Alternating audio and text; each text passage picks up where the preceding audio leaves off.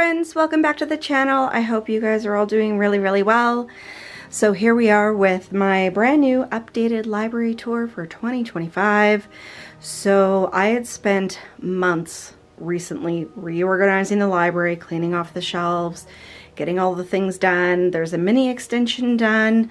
So I thought I would go through this very highly anticipated video right now. The library is not complete. I don't think it's ever going to be complete, but I am doing a few extra things this year, some additions and putting some more things down here, making it super cozy. So I wanted to show you guys where I am right now, and then kind of as a before and after. Once I'm done all of my things that I want to get done down here, then I will do another kind of revised library tour once everything is done. And I will tell you in this video what I plan on doing. So we're gonna go through kind of how I reorganized everything, where everything is, and not only the books that are in the library, but also some new objects that are in the library as well. Some are haunted, some are not in here right now. They're gonna be waiting for me to actually get the renovation done. But before we get into it, I'm gonna back up a little bit so you can see exactly what the library looks like from a distance. So here we go. Here's what the library looks like. I know you guys can't see everything in all of my videos, and of course with editing and all of that, when I do my pictures for Instagram, it looks a lot bigger than it actually is. I mean, my library is not small by any standard. I have about 1,600 books. I think probably more than that, maybe around 1,700, 1,750. I'm not exactly quite sure because it just keeps growing. So this is what it looks like down here right now. So these shorter shelves that are over here, this one I put together a couple of weeks ago. I needed a place for my movies, and then this one I just finished today. So we're gonna zoom in on here. I'm gonna speak a little bit about the objects that are on there, and then what I plan on doing with that little area.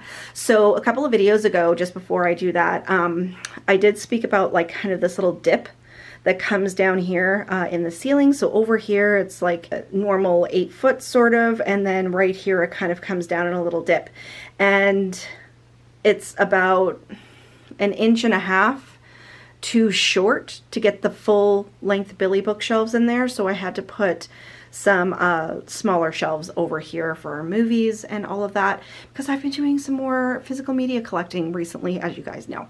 So I'm going to speak on these short little shelves first, the new ones.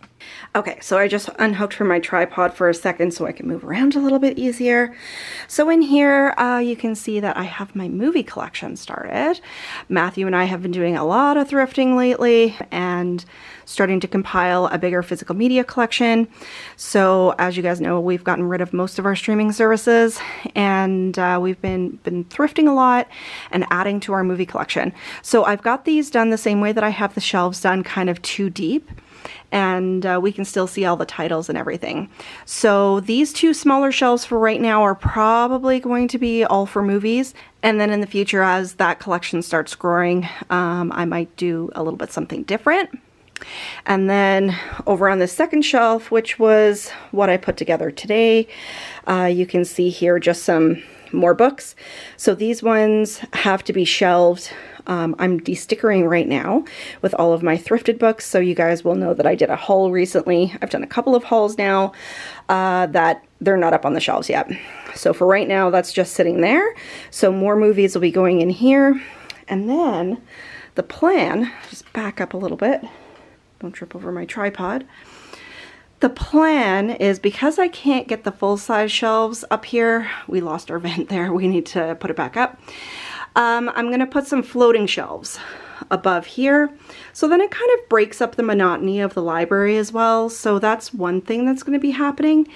And then I do have this tiny little space here, so I'm going to get one of the narrow Billies that's about half the width of one of these to stick in there to bring us right over to this cabinet. And that's our food storage on that area. I do shoot in my basement, so we have a bit of food storage down here, and that's kind of where the panel box and everything is. So we're going to be putting some floating shelves above here, which I think it'll look really good. Like I said, it will kind of break up the monotony of just all the same shelves. And then we do have some objects here. So we did finish the Lego Hogwarts Castle. This took forever. And when Lego says that it's an 18+ set, it really is 18+. It was frustrating at times. So we have the Beauxbatons chariot here. And then here's the Great Hall. And the astronomy tower is the tall one. It's got all the things. The little greenhouses are there. And then in the back is the Whomping Willow with the car. And in the front here we've got this is the Durmstrang ship. And then all of these are little individual pieces that we put together. The lake, the Black Lake. And then, you know, the boathouse, and this little dude here is the architect of Hogwarts, so he's holding onto a little model. That was really, really a lot of fun. So we're going to be getting some more Lego sets, and probably this entire area right here, we're going to display our Harry Potter themed Lego sets, and move these couple of decorations that I have elsewhere. So I'll show you this as well. So this is the color that I think I'm going to paint the walls. I do have to get like a little sample to make sure this is the one that we want to go with. So this is a dark purple that's called Medieval Wine. So that's what I'm thinking of putting up here on the walls. Right now it's a pale, pale, pale yellow, almost white, and I hate it. And I can't wait to make it all cozy down here. And this is my first object that I got from my parents when they moved here to Alberta back in the summer. This is Bones, and he used to be on the back of my dad's motorcycle for years and years and years. And he has his own wardrobe and all the things. So when my dad sold his motorcycle and they moved to Alberta, they bequeathed me Bones for the haunted library, and he fits in absolutely perfectly. So we're going to find a new home for him. I'm not quite sure yet, but really, really super glad to have him here in the library. And then we have our antelope skull and one of the banshees that I got in one of my recent Halloween hauls. I think it was back in August maybe. I love this piece. It is like a really heavy metal. And we're going to put a little candle in here, just a fake one. The library looks absolutely beautiful when you have all the candles lit in here. It is definitely spooky ooky. And then once we get the walls painted and everything and get the new shelves up, it's going to look fantastic. So then moving over to the actual shelves here, or the higher ones. So while I have it in the camera frame, if you ever wonder how I stack my books, this is how I do it. So this is like a finished shelf. Here, this is my adult horror collection, and how I do this is I just go to the hardware store and get some lumber, and then I just cut it into lengths with these little kind of feet here, and that's what I put right at the back of the shelf. So this definitely helps to maximize the space. I have mostly paperbacks in my shelves, so this definitely helps to maximize the space for my vintage collection. So this obviously probably wouldn't work for a whole lot of hardcovers, or you could put a hardcover in the back and then some paperbacks in front if you still wanted to do the double stacking. But that's how I do it. So right there is my Christopher Pike collection. If you guys would like to see an updated Christopher Pike collection, I think it's been a couple of years since I've done one. I'm not really too sure, maybe early last year. I can do that too. And then in my very next video, I'm actually going to be doing a shelf tour of just my adult horror, which is probably the smallest section in my library, which is kind of funny, but stay tuned for that. So coming up to the top, of course, my books and skulls. Books and skulls is what I'm all about. So we've got a little dude up here that I really, really love that's sitting on top of this shelf. And I may get the shelf extenders from IKEA. If you're wondering, these are the Billy bookshelves from IKEA. As far as I'm concerned, they're the best value for the money. I mean, they are particle board. They're not super high quality or anything, but I really, really do like them. So in this first shelf here, I have my Anne Rice hardcovers. And then coming into my Stephen King hardcovers. So this is mostly hardcovers in the back here. And then there's a couple from random authors over on the side there. And then I have my Stephen King paperbacks in the front. And then going into some other adult horror. And We have a little skull there, like I said. So that's the very, very top shelf. And then next down here, I already spoke about this one, but this is my adult horror collection. So we're going to be doing a shelf tour coming up here.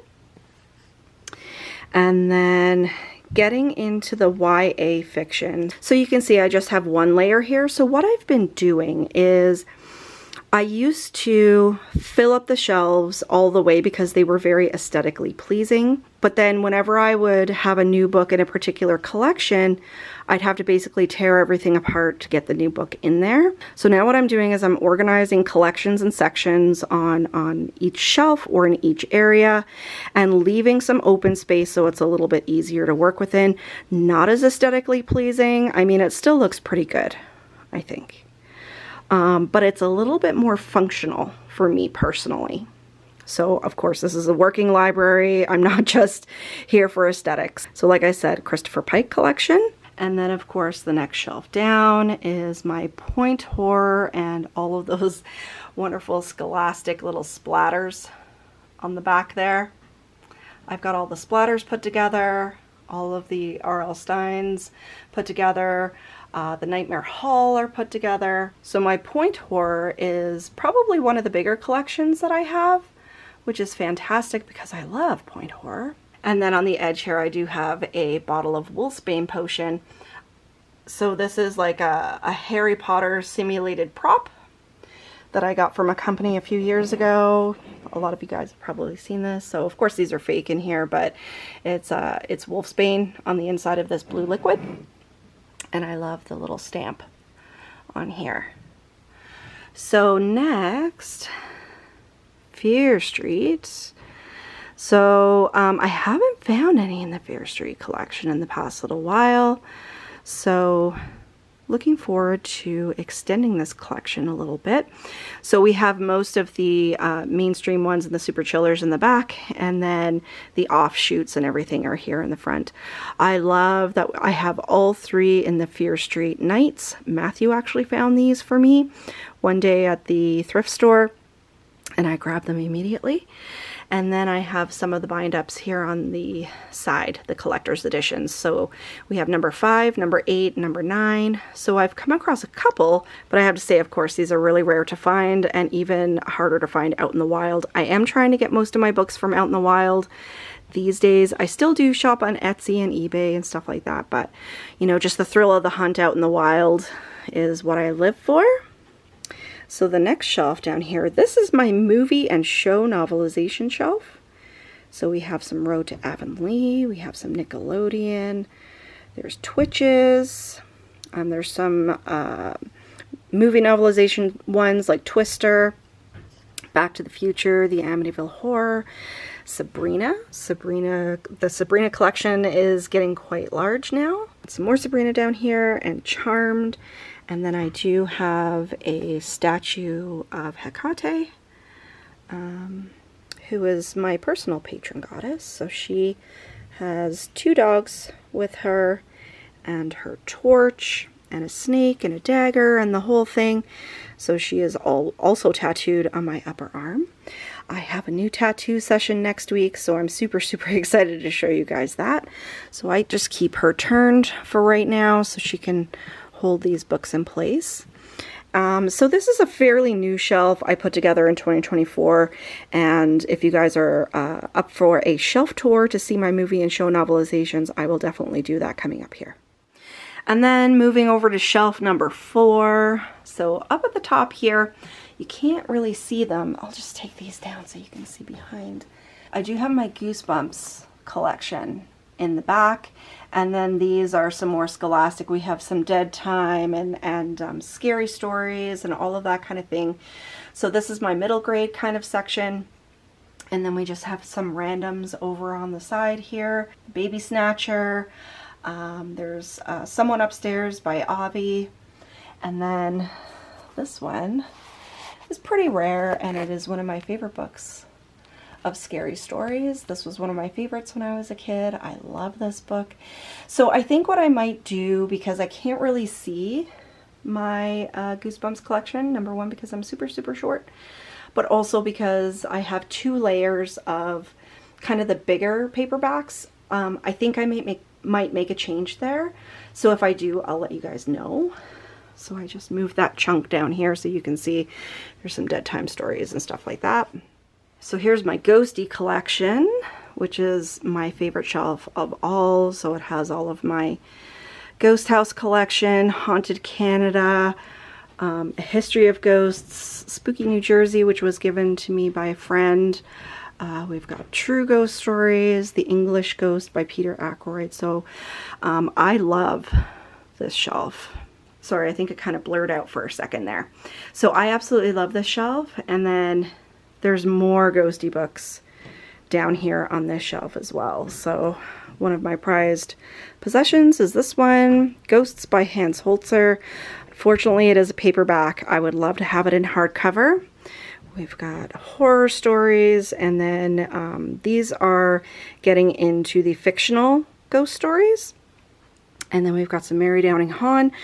I do have a full tour of these shelves. I'll link them in the comments for you guys. It was a lot of fun to do because I love the covers on some of these books. So you can see here, I have these bookends.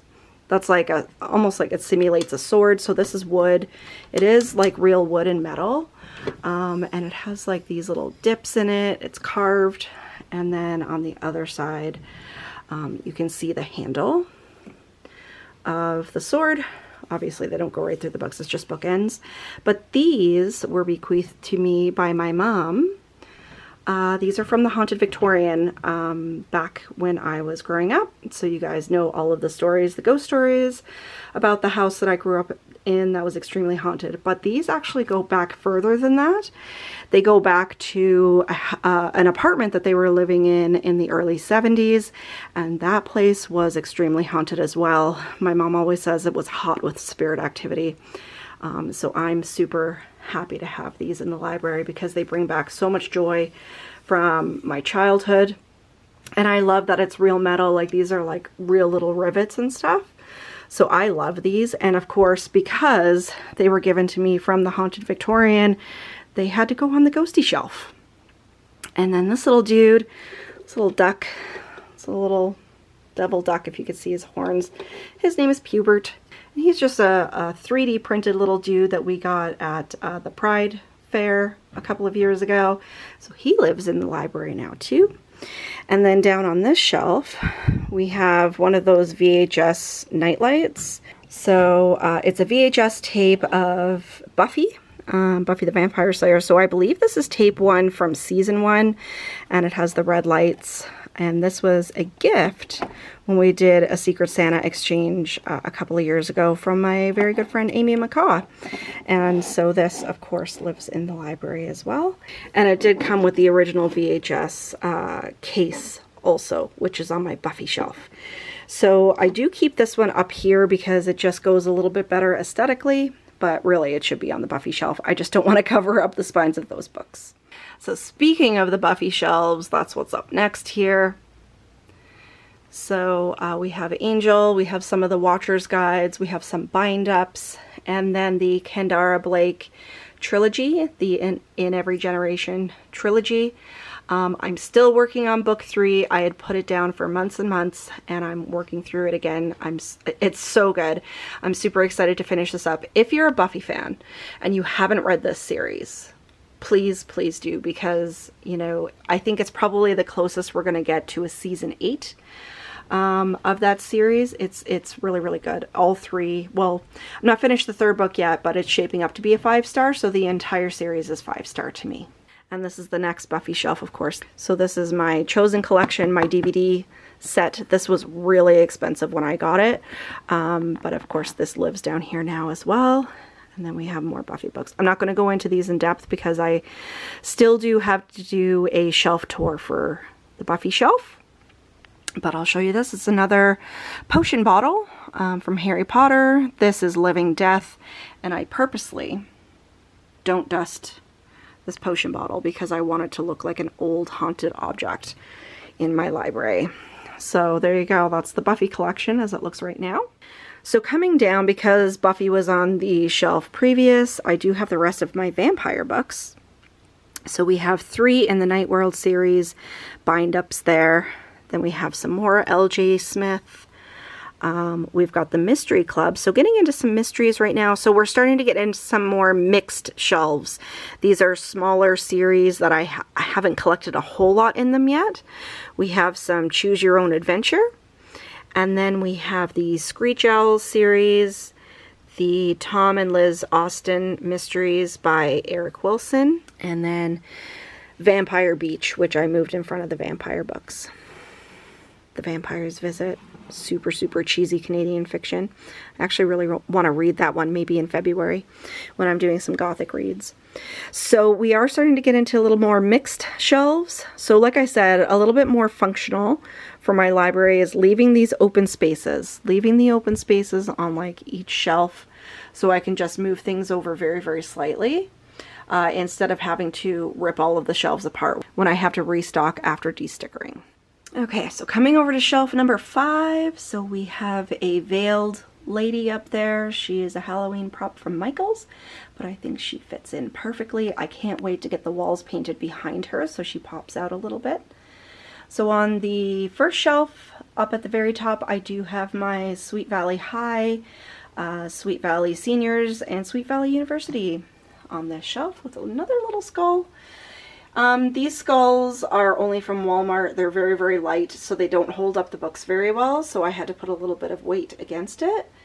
And then I do actually have like a plaster skull here. You can't really see him because he's fully painted black. I'm not really sure what I'm going to do with him yet to make him pop out a bit. But I do have the Sweet Valley Twins and Sweet Valley Twins and Friends series there.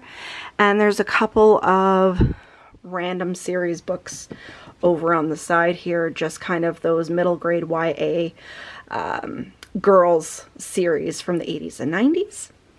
And then, of course, getting into my gigantic romance collection. So this entire shelf right now, or half of the shelf, I guess, because it's only one layer, are all of my Sweet Dreams books. So these are the ones with like the super cheesy covers. So I have a ton of these now. It's funny because I didn't see them for the longest time and now I have a ton of them. And then again, there's a couple on the end that are not Sweet Dreams, just other little kind of cheesy YA girls romance books. Kelly Blake, Teen Model number 4. She looks like a complete brat, of course. We have the Caitlin series. And so I'm hoping to find some more of these so I can get this shelf filled up. I'm going to actually read some of these coming up this year. That's one of my reading goals, is to actually get into some of these romance books. And then coming down to the next shelf here, we have my Babysitters Club collection. Of course, I was a huge Babysitters Club fan when I was a kid. And my collection is getting fairly large now. We also have a little bit of Babysitter's Little Sister over on the end here.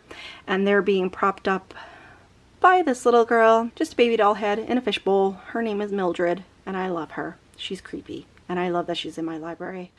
And then next, so getting back into some mixed shelves. So these are all kind of like the YA girls series again. So I've got tons of these series now. We have the Girls of Canby Hall.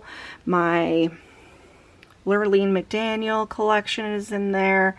The Couples series, the Sisters series, and then getting into some Canadian fiction. We have Janet Lunn and Kit Pearson, who were two of my favorites as a young girl.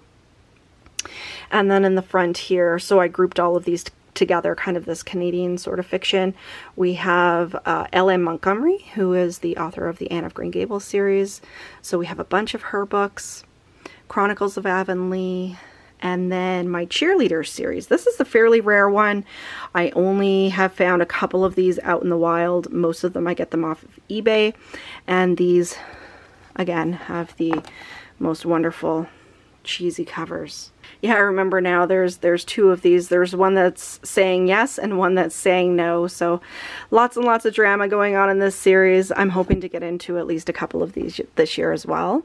And then the bottom shelf, on shelf number 5, I have my Girl Talk series back there, the Pen Pal series, the Best Friends series. So a lot of young girl YA sort of fiction. It just harkens back to my childhood, and I'm feeling very, very nostalgic in my 40s. So this collection just really, really brings me joy. So it's kind of a mishmash of everything in there right now.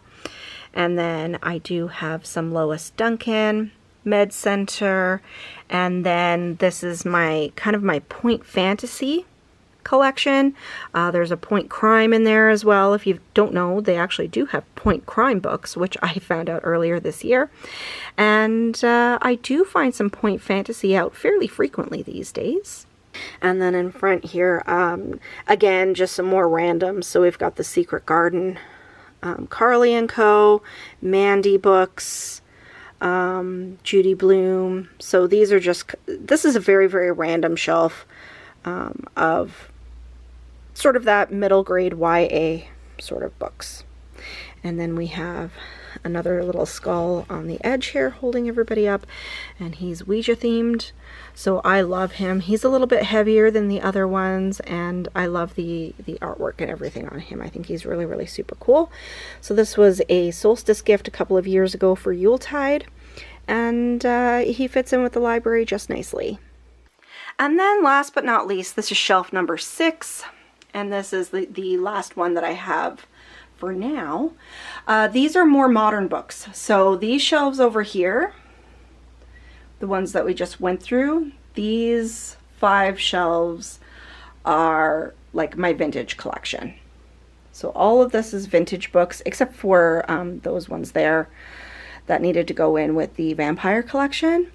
But all of these are vintage, and all of these are my new books. I don't buy a whole lot of new books because I usually get them either on ebook or audiobook, so I can save my shelves for my actual vintage collection. But there are some that I still have. I'm trying to read them down as quickly as possible.